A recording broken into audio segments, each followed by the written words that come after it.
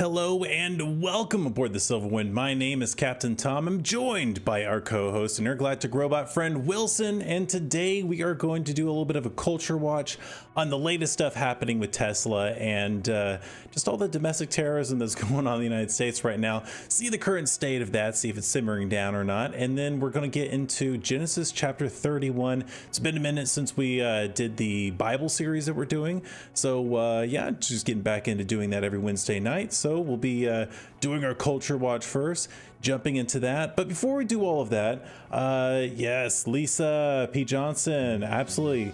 Welcome aboard, welcome aboard. Yeah, so, oh, and one more thing. So we've haven't actually taken a look at what's going on with the Europa Clipper lately, and I've got some really good kind of visual footage on where that's at and how it's being, you know, its trajectory and how it's using Mars to kind of like slingshot itself to where it needs to get to with Jupiter. Really cool stuff. We'll say that one for the end, but before we do anything else, let's start this off with something positive here, because we're going to get into a lot of stuff with people doing some silly and crazy and not good things. Let's go ahead and start cleanse our palate with something that a good thing that people have done. This is an older video. It's a video that Wilson really enjoys though. So, and I'm a big fan of it too. So let me go ahead and get that up right here.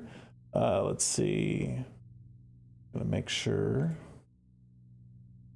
Here we go. We're on X here. We'll expand that. All right, you guys can see that. Okay, so here's the scene. So this is I think back in 2021 or something like that. Video kept resurfacing lately. I only saw it recently, but there's a cat. Now I'll say the cat's okay in the end. Okay, so this isn't a video of an animal being harmed, but it could potentially be harmed, right? So this cat is hanging right here, and this is a just by his claws. And there's a stadium, a football game going on. There's people below who see this and respond to try and save this cat. So let's see this here. Hopefully the volume's not gonna be crazy. Yeah, I know, the poor kitty cat. Here we go. People see the cat, poor cat. They got flags out. They're trying to catch this cat. Catch the kitty. Caught him. Okay, and that's the cat right there. He's totally fine. There's some videos of other shots of him too, and they're all celebrating because they saved the cat. Just hear that.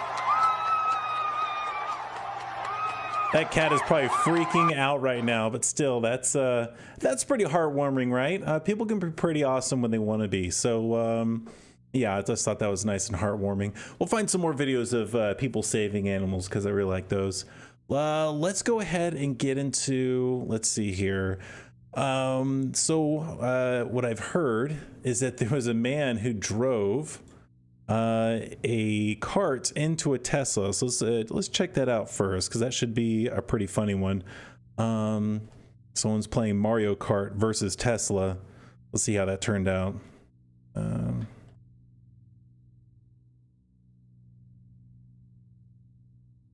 Let's see here.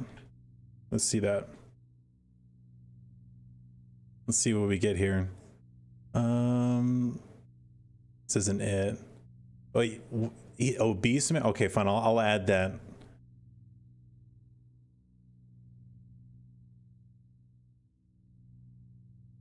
Oh gosh. Oh gosh, here we go. Is that gonna be a good video of it, or do I need to change the screen? I think I need to change it. Here, let's go to this. Okay, all right, hold up. This, wow. That is absolutely ridiculous. Dude, this guy's gonna break his cart. So we've got a human battering ram versus Tesla here, and you can tell it's a Tesla because it's got the side cameras there. These people, do they not realize that these things have cameras? That is absolutely ridiculous.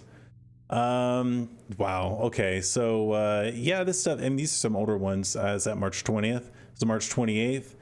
I mean, honestly, that, if anything, that's more of a, I would say almost an advertisement for Tesla, because if it can withstand a 700-pound human battering ram, maybe I need a Tesla. That's actually, That's a lot of force. And the Tesla, does the camera even move?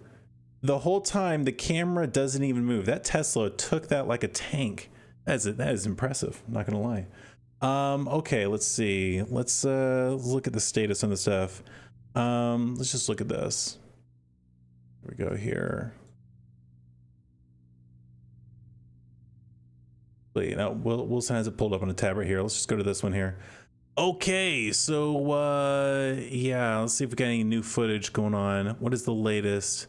People getting 20 years minimum prison. Wow. That's not good. Let's see if we can find some. Ooh. Oh, that is not okay. What the heck? Okay, the volume's on. Crazy. Say fuck something. They got me. Who does this? That's the worst one I've seen. That is insane. Damn. Damn. And you know what? You know what? They got me, dog. I could cry right now. That's so sad. The cameras on that thing will see who did that. Fuck, what the fuck he gonna do? Wow, okay. That is insane. Yeah, jeez. How are you gonna do that to someone's car? Oh my god. And people are getting some pretty hefty sentences for just keying these Teslas. I mean, this is basically the reason they're doing this is to try and terrorize people out of supporting a company. It's one thing to say, you know what, we're going to boycott something, we're not going to buy anymore, you know, Bud Light or whatever, we're just not going to buy it, or we're going to buy it and then, you know, film ourselves like, you know, having the beer cans in our backyard and we're going to shoot them or whatever, right? Okay, you buy, it'd be one thing if they bought their own Tesla and then they vandalized their own Tesla. I wouldn't care about that. Going around destroying someone else's property is absolutely psychotic, and they want to instill fear in the people. They want people to be so afraid to own a Tesla that they will not buy one. And this is, I mean, that's terrorism, right? And then also support their cause, their political cause. That is insane. See if we got any other crazy ones here. Yeah, angry mob. What I want to know is, ooh. What is this? Boxed in. I heard about this. I have not seen this though. Oh, this is, I'm not gonna have the volume on.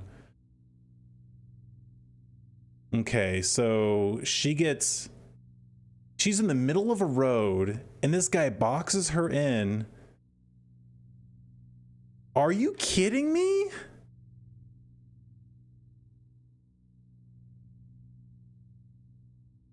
These people are unhinged. Are you kidding me?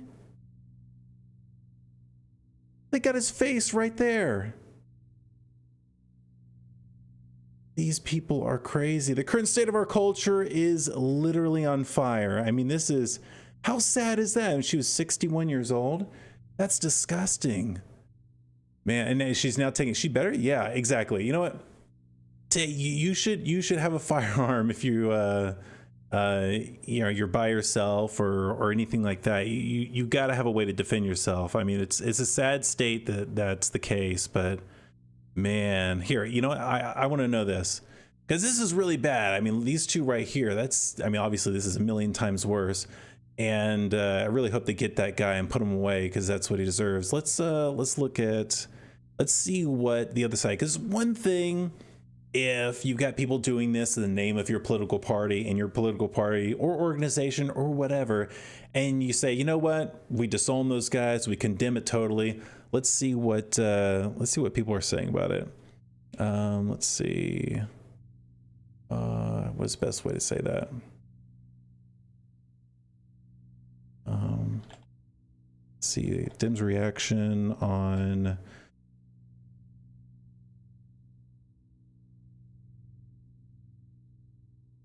Let's check this out.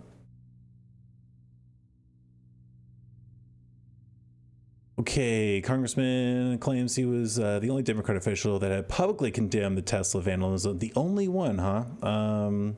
Not rooting against Tesla. Yeah. Dems are scrambling to save their sacred cow. Let's see here. The fire statement lays it out plainly. Left is turning a blind eye. That's not good. Let's see here. See what happening with the Tesla products, the violence at the dealerships. What's your take on the situation? Sorry, I'm a little bit late here right now. Can you tell us? See, is a layup to do your party a huge favor and actually condemn this stuff. A 6-year-old woman is beaten by a guy just because she's driving a Tesla, and all she can say is, "I'm late." It would take 2 seconds for her to say, "Yes, I condemn that." That's it. That's crazy. So yeah, and these people, what's going to happen is that people are going to be, they're just going to see all this violence completely associated with all of the left in politics, and these people are never going to win election again. I don't know what they're thinking. It's just this is a losing stance for them to have right here. So, well, we're not going to get too much into politics itself, but let's see. I think, Wilson, you got a video for us? But Wilson's got a video on basically what it is everyone's so angry about. We got all these angry people about Tesla. So let's watch a little bit of a video here, and then we're going to jump into the Bible story after that. I guess there's a town hall where they get into some of the details about what Elon Musk is doing in the government with Doge here. So let's check this out. Here, let me, actually, I think we are on the right one for that. Perfect. Okay. Still alive, and he went past the belts. Work. Is this working? Yeah, it's on now, yeah. Yeah, there you Okay. go. So, Antonio, can you tell us what you... Antonio is helping out with the Social Security. So just trying to review Social Security, where you may have heard that we found 20 million dead people marked as alive in the Social Security database. That's a lot. So crazy. And then you'll notice there's a strange trend here. Where how many Social Security numbers were issued? Do you want to? Yeah. So let me tell you what happened here. We started at the top of the system. You want to talk about a lot of maybe? We started at the top of the system, mapping the whole system of Social Security to understand where all the fraud was. And there's a lot of great people there that showed us really a lot of waste. And so that came with a big list of stuff they're working on. You've heard some of that already. Let's see if we can find why everyone's so upset. Let's see if we can figure out why like, what is this is all happening. In 21, you see 270,000 people, goes all the way to 2.1 million in 24. These are non-citizens that are getting Social Security numbers. Yeah, this is a mind-blowing chart. Yeah, this literally blew us away. Like, we went there to find fraud, and we found this by accident. That's not good. And this isn't political, by the way. My parents are immigrants. Yeah, this country's been great to us. My brother and sister are all born in Spain. I'm pro-legal immigration. This is not political. See, you know what? To that point, like, there's this battle of language going on right now, and it's important not to lose that battle of language, because there's a huge difference, like what he's saying, between obviously legal and illegal immigration. And all you hear from one side of this argument, from the left obviously, is they just lump it all in under just immigration. Like, they refuse to utter the words illegal immigration or any kind of immigration that violates a federal immigration law. So anyways, yeah, obviously there's a difference. I don't understand how, people can just shut their minds off to there not being a difference between those two things. But yeah, it's a real straw man to say whenever someone's talking about, hey, illegal immigration, just hopping the border or coming over here in a way that's in violation of our laws. Obviously that's bad, and those people shouldn't be here if that's the case, right? And that's completely different than people who follow the process and come here in a legal way, right? Who respected our laws and that sort of thing. But to just lump it all in and say, well, you're against all immigration, yeah, it's a disingenuous argument. It's a straw man argument, and you only make those type of arguments when you don't have a good argument yourself. So let's see what these numbers, exactly what this is. Not political. This is about America and the future of America. And there are a lot of good people in the system that pointed this in this direction. I want to honor them right now, that work in the government today, who took risks to show us these numbers and tell us what's going on. Yeah. I want to stop for a minute. I want to honor those people today. Very good people. Very good people. I have been from D.C. to Social Security offices. Watch us a couple more minutes of this. We're not going to spend a long time on this. And very good people have helped us along the way. I want to thank them. Yeah. This number, what this is when you come in the country, if you're an illegal, there's a couple ways to come in. You come in through a port of entry, and you can tell them you're afraid, and they'll give you an asylum case. You'll get an interview. Then you get in. That's one way to do it. Another way to do it is to just go to the border. Literally, this happened. I talked to Border Patrol myself. Elon was there too. I went to Laredo, and I went to Bronzeville. Elon went to Eagle Pass. You walk up to a Border Patrol officer, and you tell them you want to come in. They have a couple of choices. They could charge you with a misdemeanor or a felony under 1325, or they can make it an administrative offense, like a parking ticket, basically. They were told to do that, make it an administrative offense under the last administration. And then you go walk across the border. They do what's called a release from your own recognizance, and they give you an NTA, a notice to appear, which to appear to judge. The wait times on judges are like average 6 years. Look at Grok, you'll see it on immigration judges. There's only 700 of them. This is 5.5 million people, okay? So yeah, what obviously happens that's then? not a good system. Once you're in the country and you got asylum through one of these pathways, and we've mapped the whole thing out, you can apply for a work document. You file a 765, it's the work form. You get this form called the 766, that's the authorization, and then Social Security Administration automatically sends you in the mail your Social Security number. No interview, no ID. This is worth, like, just reiterating. It's not, people sometimes think that under the Biden administration that he was simply asleep at the switch. He wasn't asleep, they weren't asleep at the switch. It was a massive, large-scale program to import as many illegals as possible, ultimately to change the entire voting map of the United States and disenfranchise the American people and make it a permanent, deep blue, one-party state from which there would be no escape. Look, if I hadn't seen this myself, I'm not sure I'd have believed it. I went through it myself and mapped it, and Elon is right. This is true. The defaults in the system from Social Security to all of the benefit programs have been set to max inclusion, max pay for these people, and minimum collection. That's what's happening. If people could just walk in this country and get a social security number, they could essentially take advantage of anything in the United States, any program in the United States, and they could, I'm pretty sure they could vote if they could do that. Obviously this isn't how this is supposed to be, right? Like Elon Musk, Doge in general, finding this stuff, yeah, like that's huge. I mean, this is a good thing for them to find this stuff. The left shouldn't want to try and win elections, or if that is what they're trying to do, they shouldn't want to have to import people to do that. They should just be trying to win good arguments, right? Yeah, I mean, I don't see any problem with what they're doing here. We found 1.3 million of them already on Medicaid. That's crazy. We've gone through on every benefit program we went through. We found and you know what? If they have programs like this and incentivized to coming, because if I didn't live in America and I knew I could just basically hop, skip, and jump my way over here, and I could just be entitled to a bunch of benefits, I would definitely do that for sure. It's the United States of America. Like, who wouldn't want to come over here? But like, you can't have a country or this system when we don't even, like, this is the thing, we don't even take care of our own citizens. When we have natural disasters, they get like a $750 check. Ask the people in Hawaii who lost their homes to the fires that happened over there, or when hurricanes hit, they just get a few $100s and they're told, you know, be on your way. That's how we treat our own citizens, but we seem to treat everyone else a lot better than that. And I think people are sick and tired of it. I don't know how you could be against this. It's crazy. People, there's 5.5 million people in those benefit programs. And then what was really, really disturbing us was why. We're asking ourselves why. And so we actually just took a sample and looked at voter registration records. And we found people here registered to vote in this population, yes. And who did vote?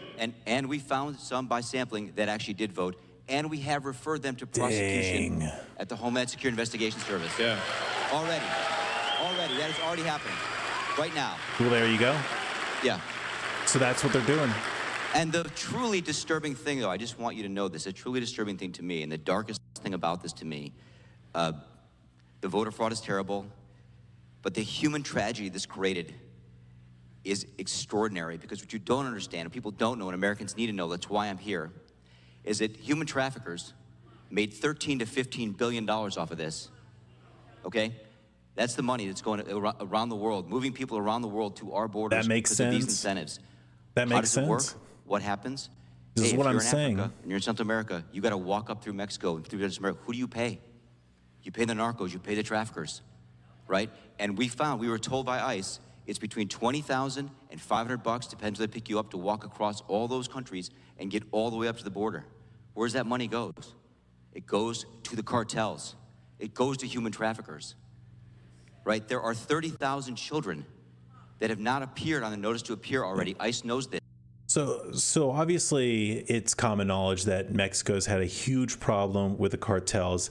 It makes me wonder if we didn't have such a poor immigration system, or really just violating our own immigration laws, if and it's mainly, I mean, I don't know how long this has been going on, but it's definitely been ramped up under like the Biden administration. I think primarily that, because even Obama went after a lot of people who were coming over here. So it's very recent, but just Biden administration ramping up, allowing people to just come over here in droves.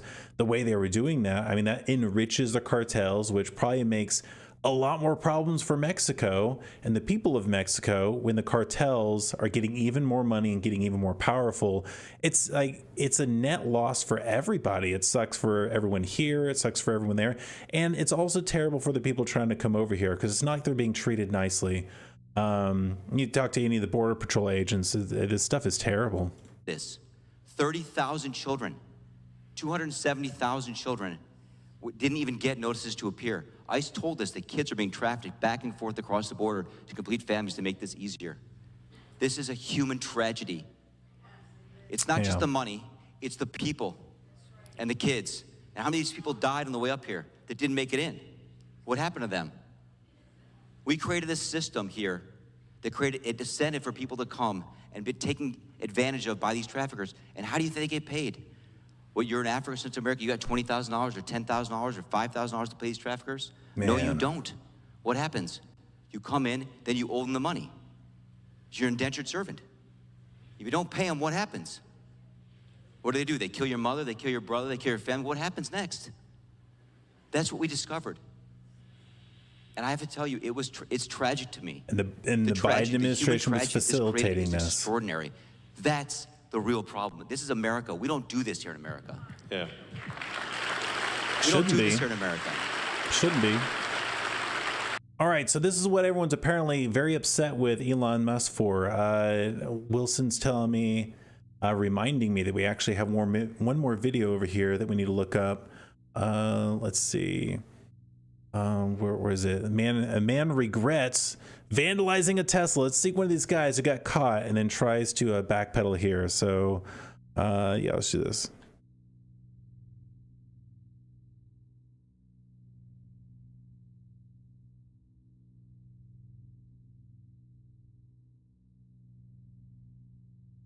Let's see. Looks like it's this guy. All right, hold up. Here we go. All right, we got this. Actually,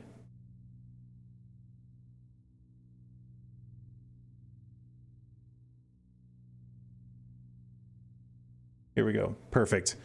All right. Okay, so this is, let's hear what this guy has to say. For the repair. Free service. Free service? How about you pay for the repairs? Write a check. You just bought a Tesla. I can wipe it off with No, a towel. no, It's not no. a key. It is. I can a wipe hate it off crime, with a sir. towel? It is a hate crime. Listen, Did you write a swastika on there? I'm sorry you're upset. Did you write a swastika? It didn't even work. Apparently it doesn't Did you work. write a The crayons swastika don't on work. He's not denying It's a key, it. sir. We see it on the video. It's not a key. Did you? Is it a I was probably swastika? putting my keys in Is my it a pocket. swastika? Have you looked at your Is car? it a swastika? Is there a key yes. mark? Is it It's a not- swastika? that's It's at the impossible. police right now. It's being fingerprinted. What do you mean it's being fingerprinted? Because they're trying to track you down. Thankfully, What do you Facebook mean tracked it's you down. being So fingerprinted? your business, your freaking livelihood, everything now, Listen, because you chose to write so to tell Facebook that you're sorry for writing a swastika on a Tesla. Listen, I said I'm sorry For what? And I For what? apologize. For what? I have nothing against For your what? car, and I have nothing against Wow, you. So pathetic. why did you write a swastika on a Tesla? Obviously, I have something against Elon Musk, but that's not the So way Elon to show Musk my... owns that car because No, it was he bought owns and the paid company. for. It was bought and This paid is for a long ridiculous. time That's ago. why it's misguided, and obviously, I did not intend to do this. All right, sir. we're gonna wait. What do you for mean the- you didn't intend to do this? This is ridiculous. Yeah, so you know what? This thing too, like these people who are doing this, this is this does not look like a cool thing to be a part of. Like, you're not going to attract people to your movement. Like, yeah, these guys are so cool. These guys are such rebels. These guys are spineless losers. That's what these people are. It's and it's really, really sad.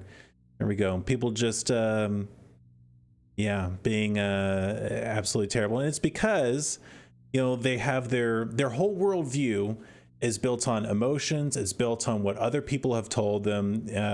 I mean, these people are basically living on watching, you know, whether it's MSNBC or CNN or whatever the case is. That's their whole worldview is just based on things like that. And there's actually a parable in the Bible about building your house on sand versus building it on rock. That sand is basically, you know, like emotions and things that are ever changing, unverified world, a blind worldview based on what other people have said that you just prefer to believe in. And then you're building your house on rock, which is building it on something that is verifiably true. So yeah, so speaking of, let's go ahead and jump into our reading today. So let's try to insert a little bit of positive or positivity into our culture. So today we are going to go to Pluto. I put in the calculations myself, so Wilson's a little concerned about it. Let's see if we can get there. Here we go.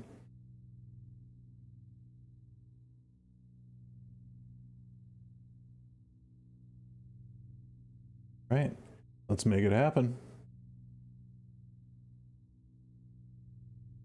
All right, while we do that, we'll go ahead and kind of introduce this a little bit. So Genesis chapter 31 is a little bit, I mean, obviously we're in the middle of Jacob's story. And so he's been, here we go. Perfect.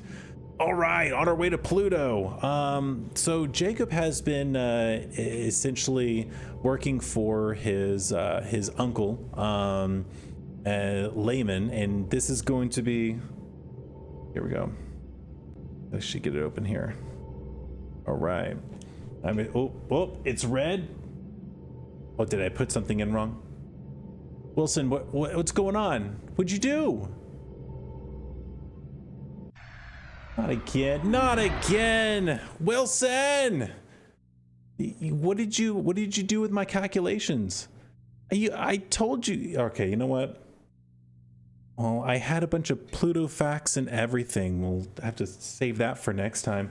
Okay, well, while Wilson tries to recalculate us getting back to Earth, we're just gonna work with this in the middle of you know, nowhere space. Okay, so we're just gonna hang out here. You know, so, hey, you know, sometimes math can be a little bit hard. So I guess we're here, wherever here is. So we'll just make the best of it. Okay, yeah. So we're gonna be talking about Jacob. How he was just recently married 2 women. Now, it's not what he wanted to do, but Laban has been tricking him. And Jacob has actually had a history of tricking people himself. And now he's finally getting tricked. And so he's been in this situation where he's, you know, married 2 women. He's had 12 sons and 1 daughter. And so, yeah, he's had a growing family. But now God is calling him to go back home, where the last time he saw his brother Esau was ready to kill him. So bit of an interesting situation for Jacob, but he definitely doesn't want to stay where he's at. So let's go ahead and go to the reading room and pick up on that story.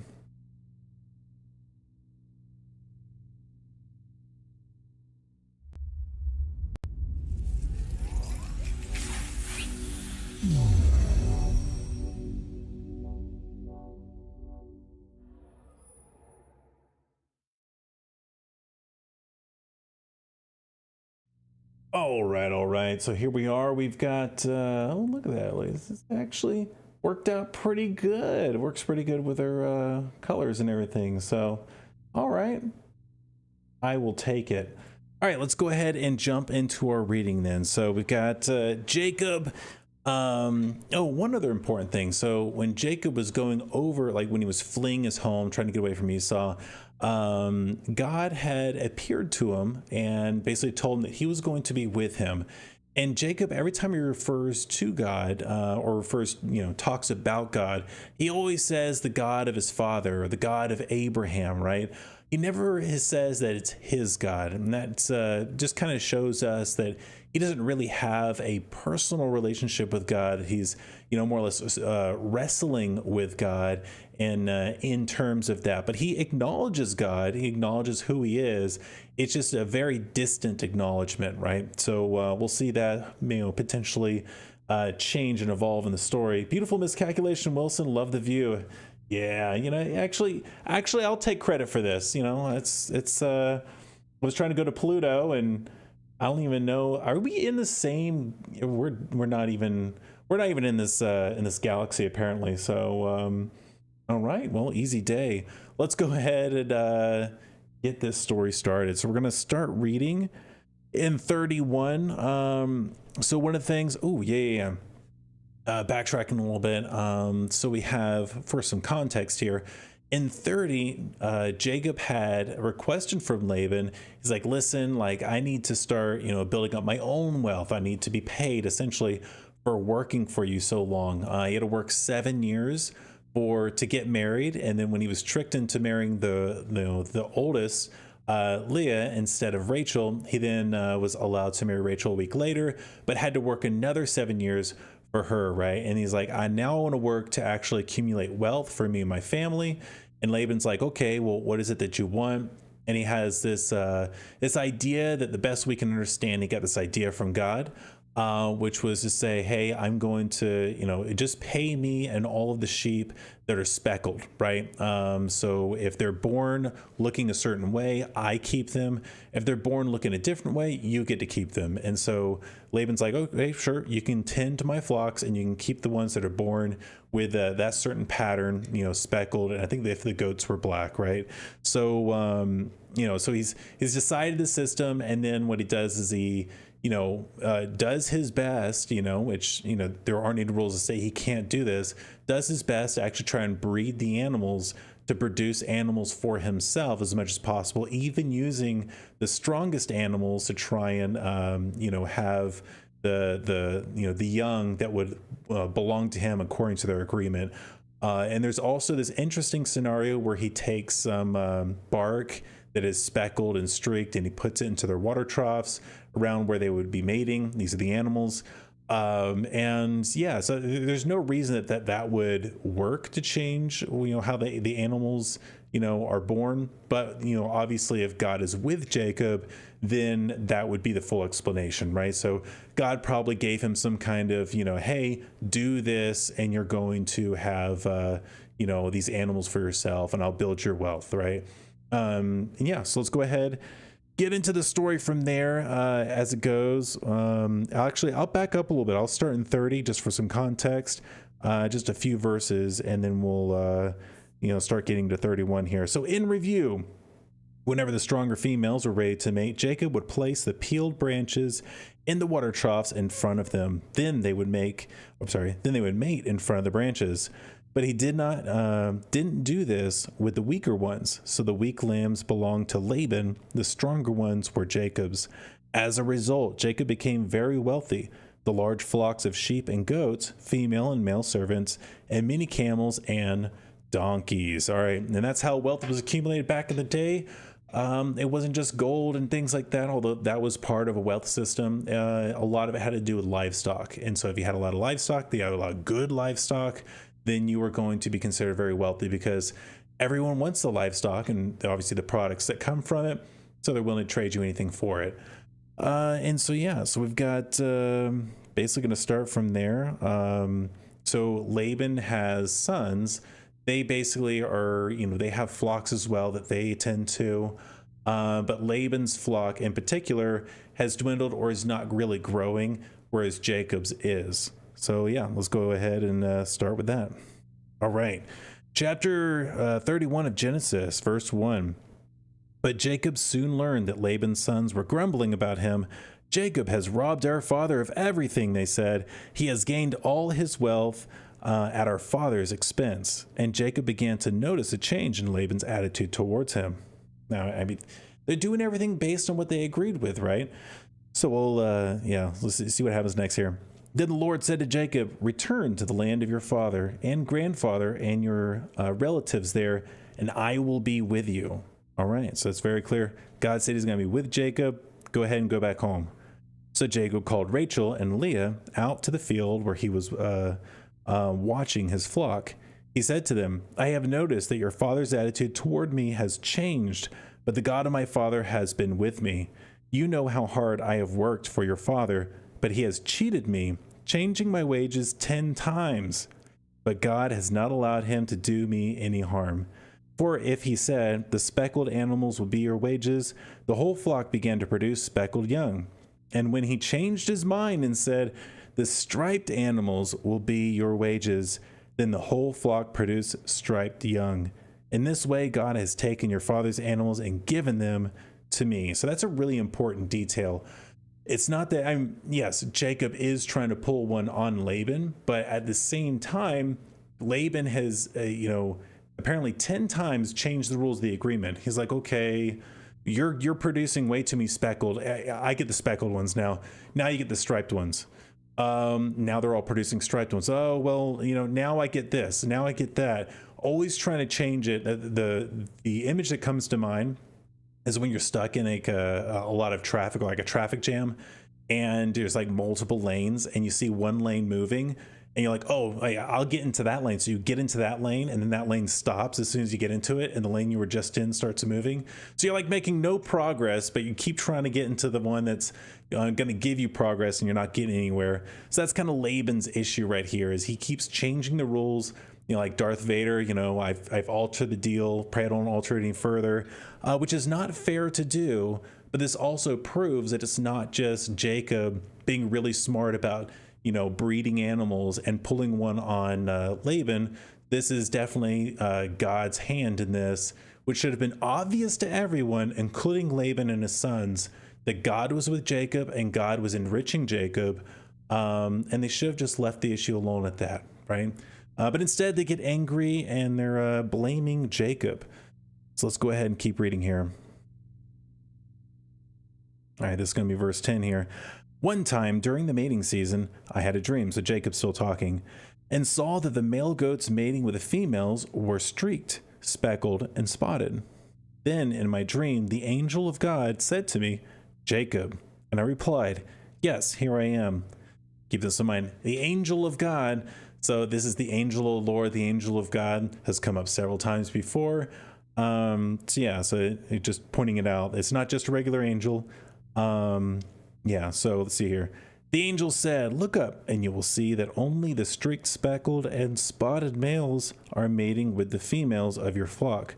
For I have seen how Laban has treated you. See, this is not a regular angel speaking like God, right? I am the God who appeared to you at Bethel, the place where you anointed the pillar of stone and made your vow to me. Now get ready and leave this country and return to land of your birth. So basically, once again, he's just basically reiterating the story in detail of what we already know about the situation. God has called him to leave, and he's got to discuss this with his wives, right? And once again, the angel said, and basically this is God, right? And as we understand, looking at the Bible in its entirety, this would be the Son of God, right? This would be God, perfectly in humility, where he can actually be in the presence of a person and interact with a person. And that will be important to understand for the next chapter, because there's a very famous scene of Jacob wrestling with God, but you can't be in the presence of God, right? The wholeness of God, God the Father, but there's an aspect of God that you can interact with, and that would be the Son, right? When you look at that, Father, Son, and Holy Spirit. So anyways, the angel of the Lord is kind of a pre-incarnate Christ, right? Still God, but not God in his entirety, a certain aspect of God. So let's go ahead and get into this next part here. Right. 14. Rachel and Leah responded, "That's fine with us. We won't bother any of your, we won't inherit any of our father's wealth anyways. He has reduced our rights to those of foreign women, and after he sold us, he wasted the money that you paid him for us. All the wealth God has given you from our father legally belongs to us and our children. So go ahead and do whatever God has told you." All right, the ladies are on board. That's very, very important. And this also gives you insight into Laban's character. He's not a sympathetic character. His own daughters don't like him, and that's because, he just has spent the money and has abused his own wealth. He has nothing to give to his daughters. He's not being a good, fatherly figure, and he's not being good with his family. He's a very selfish man, right? So he's been causing a lot of drama and a lot of headache for his daughters, for his son-in-law, and he's just out for everything for him. Too. Very abusive person. So they're ready to leave. So Jacob put his wives and children on camels, and he drove all his livestock in front of him. He packed all the belongings he had acquired in Padan Aram and set out for the land of Canaan, where his father Isaac lived. At the time they left, Laban was some distance away, shearing his sheep. Rachel stole her father's household idols and took them with her. Jacob outwitted Laban the Aramean, where they set out secretly and never told Laban that they were leaving. So Jacob took all his possessions with him and crossed the Euphrates River, heading for the hill country of Gilead. All right. 3 days later, Laban was told that Jacob had fled, so he gathered a group of his relatives and set out in hot pursuit. He caught up with Jacob 7 days later in the hill country of Gilead. But the previous night, God had appeared to Laban the Aramean in a dream and told him, "I'm warning you, leave Jacob alone." Laban caught up with Jacob as he was camped in the hill country of Gilead, and he set up his camp not far from Jacob's. All right, so basically, Jacob has left. Now, did Jacob need to leave in secret? This kind of reveals a little bit of Jacob's mindset. He's just been told by God, "Hey, you're gonna need to go and do this, right? Go back home. I will be with you." And God has proven to Jacob that he is with him, right? This is not like he's having literal visions and conversations with God. He's seen how God has taken care of him and done miracles for him in growing his flock, right? Even though Laban kept changing the rules, God always made sure that the animals were produced for Jacob's flock. So he has all of that. So he could have easily just went to Laban like, "Hey, I'm out of here. Peace. You have a good one. God told me to do this anyways." And so I'm good. I'm done. And what was Laban going to do? Why be afraid of Laban? So he felt he had to do this secretly, and he had to, and obviously this would be out of fear of Laban, which means that is he really fully relying on God at this moment? The answer to that is no. He's still very much in his kind of old nature, his normal way of thinking, of needing to trick people, right? He feels that he has to do this. And this is a pattern that we see even going for with his father and even Abraham, his grandfather, where they also felt the need to have to trick people whenever they felt that, their circumstances were a fearful one, instead of relying on God. And those things didn't work out too well for them when they did that. So we'll see what happens with Jacob here. All right. So this is going to be Laban now speaking. "What do you mean by deceiving me like this?" Laban demanded. "How dare you drag my daughters away like prisoners of war? Why did you slip away secretly? Why did you deceive me? And why did you say you wanted to leave?" I'm sorry. Why didn't you say you wanted to leave? He's trying to turn everything on him now, like he's the bad guy. "I would have given you a farewell feast with singing and music, accompanied by tambourines and harps. Why didn't you let me kiss my daughters and my grandchildren and tell them goodbye?" Laban is very good at manipulation here. He definitely wouldn't have done any of this. But "You have acted very foolishly. I could destroy you, but the God of your father appeared to me last night and warned me, leave Jacob alone. I can understand your feelings that you must go and your intense longing for your father's home. But why have you stolen my gods? Rachel stole the gods, and no one really knows about it, right? And this is a very interesting detail. So there's some different traditions on that. There is a Jewish tradition that Rachel stole her father's idols just because she wanted her father not to have the influence of that anymore. She wanted to remove that from him. There are some other interpretations of that maybe, these were gods that she also worshipped, right? And she wanted to have them with her. It could be that she felt that she deserved some kind of inheritance or something from her father, and these idols would have been very valuable. And so in a way, that was her way of taking what she thought was rightfully hers and departing her father. Whatever the reason is, we're not really given a reason, so we can only speculate. But it is interesting to note that, here we are, she stole her father's handmade idols. This doesn't really sound like, a group of people that are really, highly moral, religious, or anything like that for God. I mean, these are the people that God is going to make a nation for himself with. And they're very messy people, right? With very messy circumstances. So that's, I think, probably the most important thing to note out of all that. So let's see. Let's get Jacob's response. I rushed away because I was afraid, Jacob answered. I thought you would take your daughters from me by force. But as your gods, see if you can find them, and let the person who has taken them die. Ooh.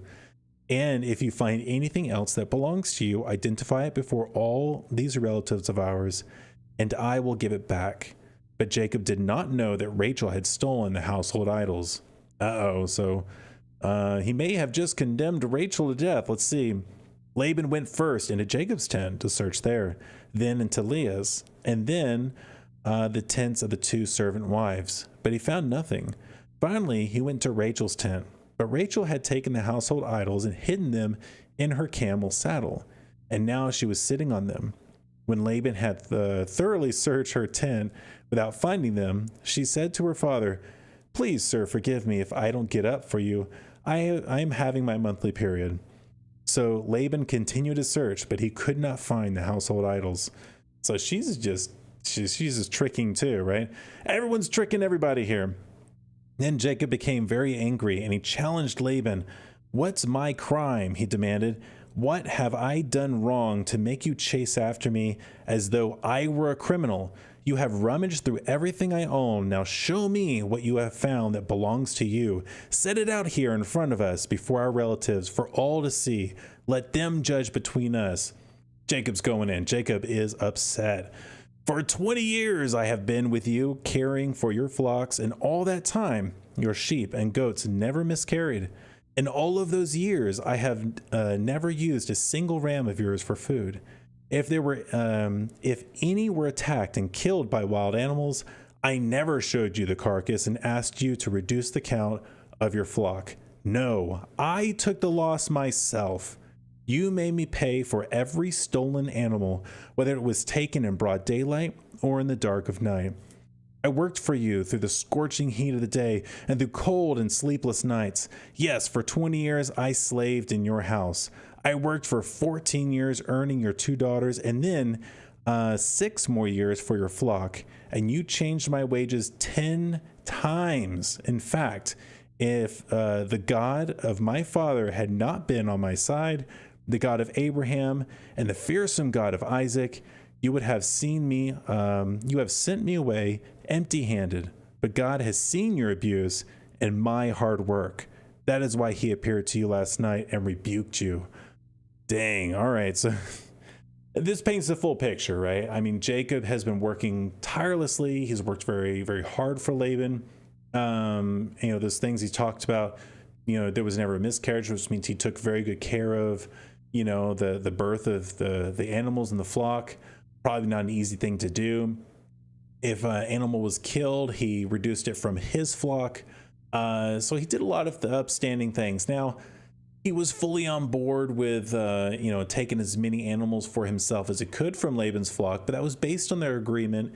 You could say there's some trickery in that, but to be blessed in doing that by God, clearly, he had some kind of instruction from God to be doing what he was doing. So, and, he probably thought of like, hey, I've earned this. This is mine, right? And he never stole from Laban's flock, right? So went in. Let's see what Laban has to say to this. Then Laban replied to Jacob, "These women are my daughters, these children my grandchildren, and these flocks are my flocks. In fact, everything you see is mine." Well, that's not a good attitude. "But what can I do now about my daughters and their children?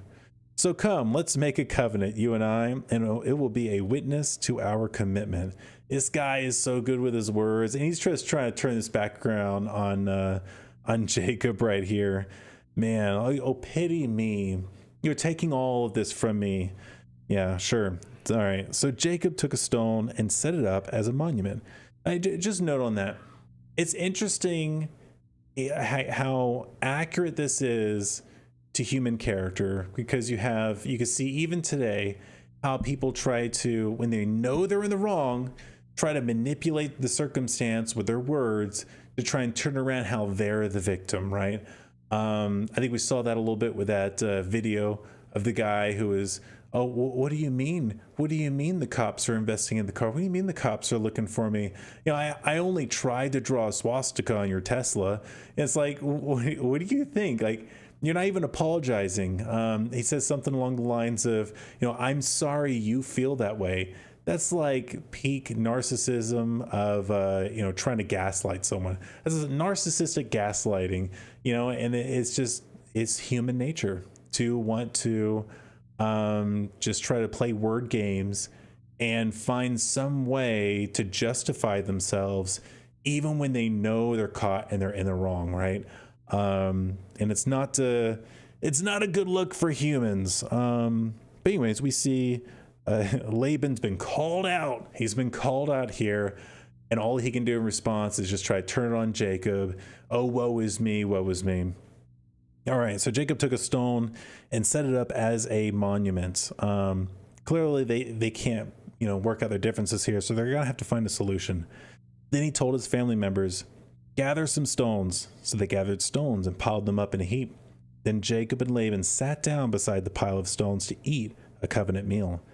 To commemorate the event, Laban called the place Jagar Sahadutha, which means witness pile in Aramaic. And Jacob called it Gilead, which means witness pile in Hebrew. Then Laban declared, "This pile of stones will stand as a witness to remind us of the covenant we have made today." This explains why it is called Gilead, witness pile, but it was also called Mizpah, which means watchtower. Where Laban said, "May the Lord keep watch between us to make sure that we keep this covenant when we are out of each other's sight. If you mistreat my daughters, or if you marry other wives, God will see it, even if no one else does.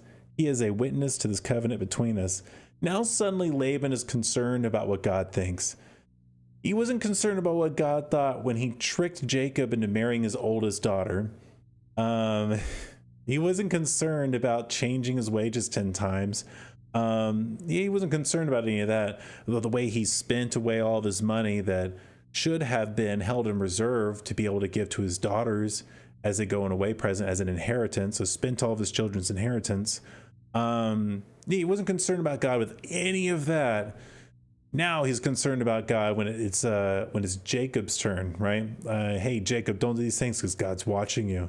And that's very interesting about people. I think C.S. Lewis said it best when he described human nature as being, everyone is aware of the moral law, right?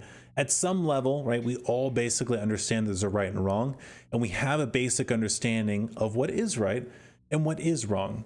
And we hold everyone else to the letter, to the standard of that moral law of what is right and wrong. But we're constantly finding excuses for ourselves and how we are an exception to the rule, right?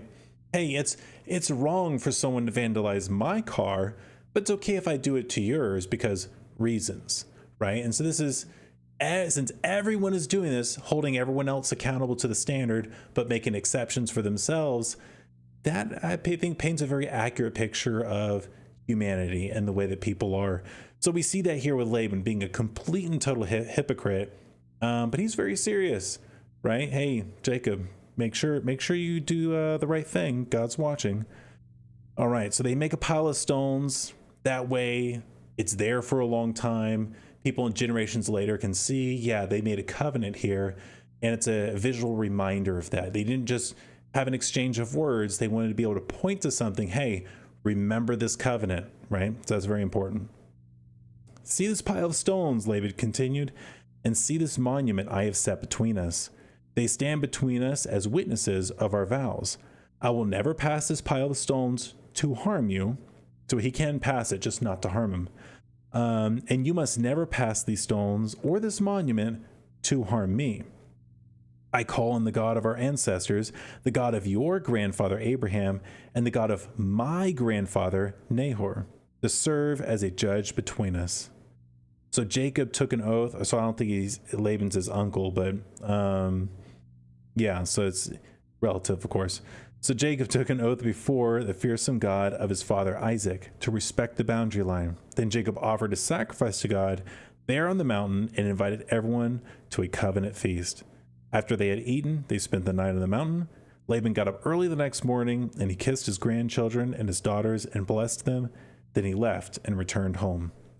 All right, so we've got that whole scenario playing out. They were not able to basically have a moment where anyone could really apologize or work their situation out and become friends. They were at an impasse, right? Laban is really concerned about how he's a victim. Jacob is like, but you've been abusing me and I've been a hard worker for you. And they weren't moving past that. So the best thing they can do is to have peace, which is basically you stay over there, I'll stay over here. We'll leave each other alone. And yeah, we'll just get along like that. And that's totally okay. You know what? If that's how you need to get along is by, not dealing with one another, not interacting with one another, then yeah, I think that was the right thing to do for them in their situation. So yeah, and now we got Jacob. He's on his way back home where Esau could potentially be waiting for him. That was definitely the situation when he left. And there's going to be something interesting. Like the next chapter is a very famous chapter in the Bible, chapter 32 of Genesis, which we will do next Wednesday. And tomorrow we're going to get into some of the culture highlights, looking at the state of gender and that sort of thing in our culture. Watch some videos on that, talk about that. But let's go ahead and get ourselves back to the front here, and then we're going to look at, I want to show you guys some cool things on the eyes of the solar system here, the Europa Clippers. So let's go ahead and head back to the front, and I will see you guys in just a second.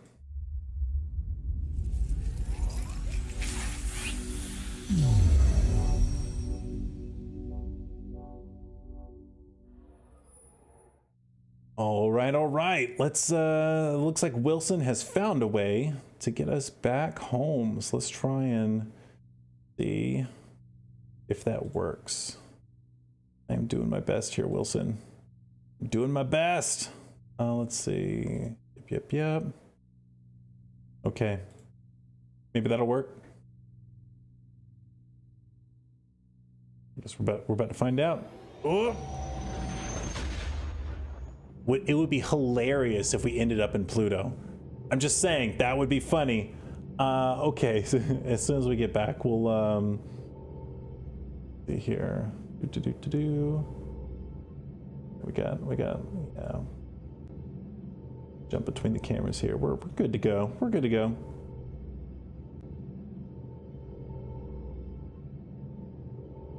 Okay. All right. Beautiful trek through the universe. Okay, there's Earth. All right, we're good. Okay.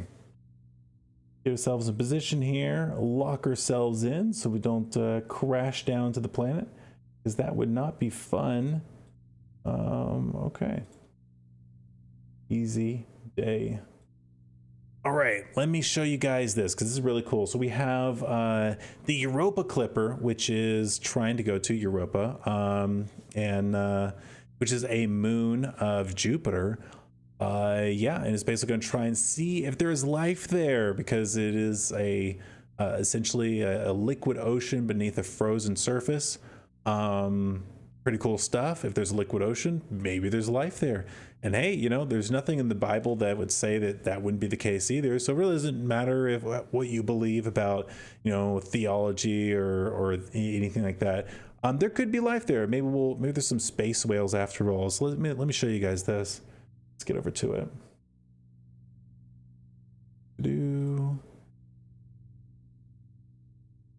Here we go. Easy day. All right, so first off, let's go to Earth real quick. Actually, where is our guy? He's not going to be near Earth.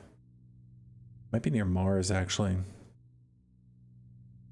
Here we go. Here it is. Look at that. So basically, Europa Clipper is it has used Mars. Come on. There it is. It's using Mars to slingshot itself. Now I've got the whole path of it here. I have to go back this way. All right. So here we go. We've got on March 1st is when it actually went by Mars, which is so cool. So this is going minutes at a time. We're going to speed this up. And we're actually gonna, let's do this. So it shot past it. And now let's speed this up some more. So this is basically the trajectory of it. It's going to go into the future here. Yeah, we're going to speed it up a lot more. Here we go. There it is. Let's keep going here. Let's keep going.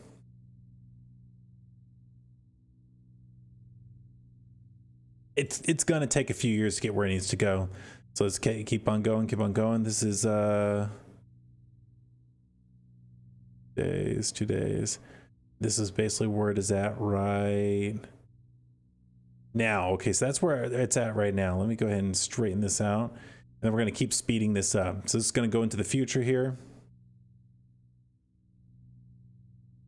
Got to go. We're going to do it by months here. Look at that. You know, it might be, I'm doing it too fast. Hold up. Let's reverse it a little bit. Here we go. What? Why is it? Oh, you know what? I'm just slowing it down. Here we go. Back it up. You're going too fast. We already did a big old loop around here. Okay, here we go. So we're gonna get back to where it was. So this is crazy, the trajectory of this thing. Get it back to Mars here. Okay, there is where it's at. Let's go ahead. We'll do this. Let's just 1 month at a time. Go. Let's go. We got minutes. We got hours.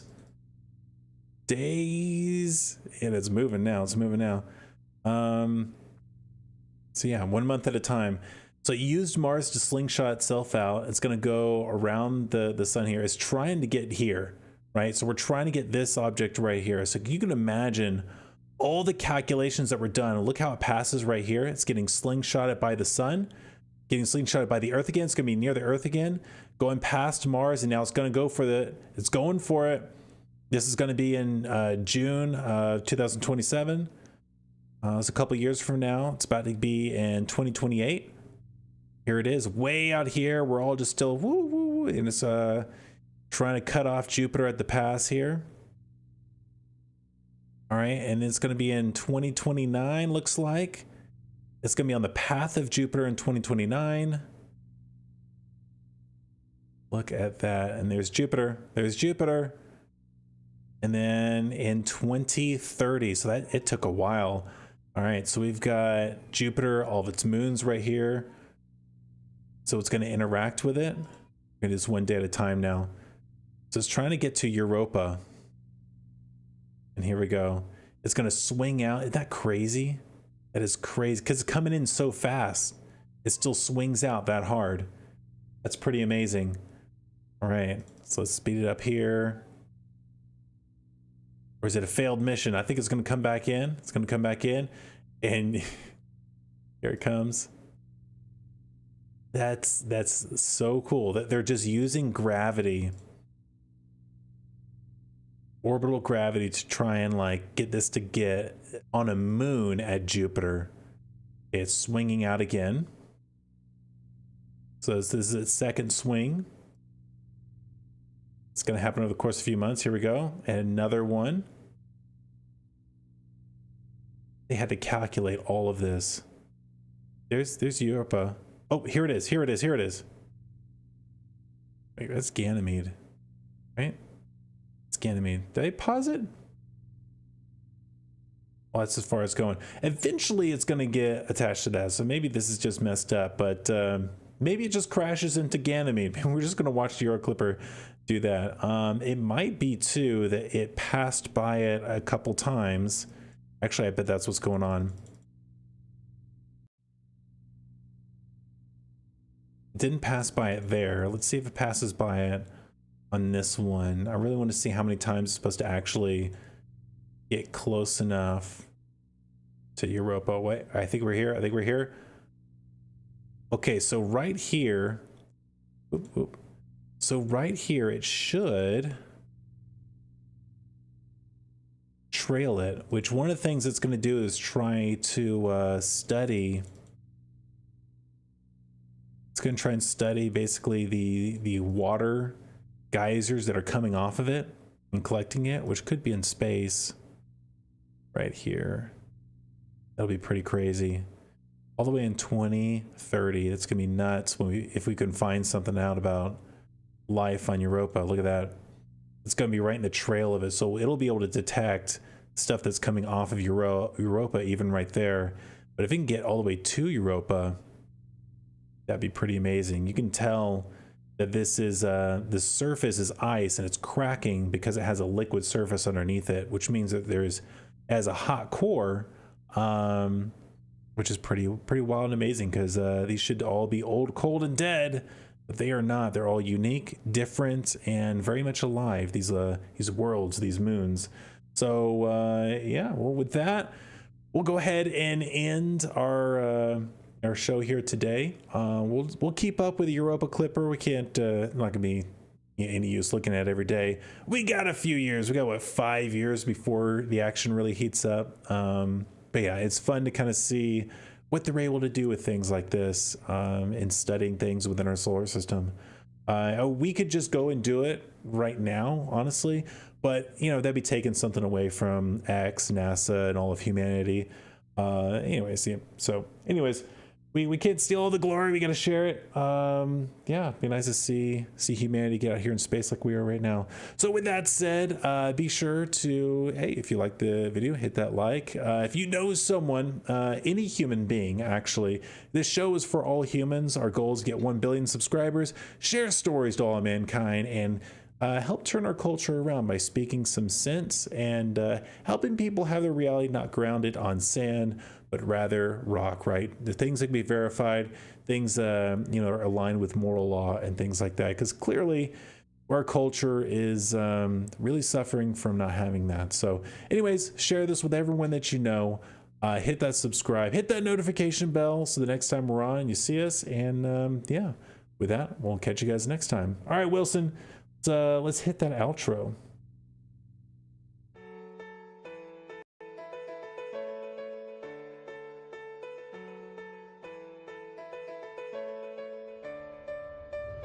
I know the air I'm breathing, it's no good for my lungs. I do this every season, I hate when summer comes. I fall into a trap that I made by myself. Oh, and I always do the wrong thing. I'm unstable and I'm unsteady, I've lost 1,000,000 times already, and I'm so sorry, but I'm not able to slow down. I feel unable and so unworthy, my heart feels heavy, I've lost already, and I'm so sorry, but I'm not able to slow down now. And I'm so sorry, but I'm not able to slow down now.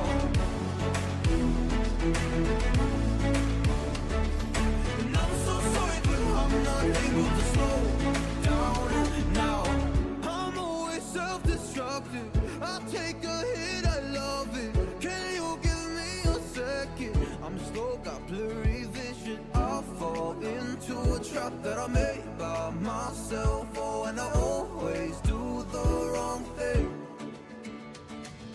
I'm unstable and I'm unsteady. I've lost a million times already. I'm so sorry, but I'm not able to slow down. I feel unable and so unworthy. My heart feels heavy. I'm lost already, and I'm so sorry, but I'm not able to slow down now. Please help me see the things that I am. I don't understand. I'm doing the best that I can right now, but it's never enough. I'm not even ready.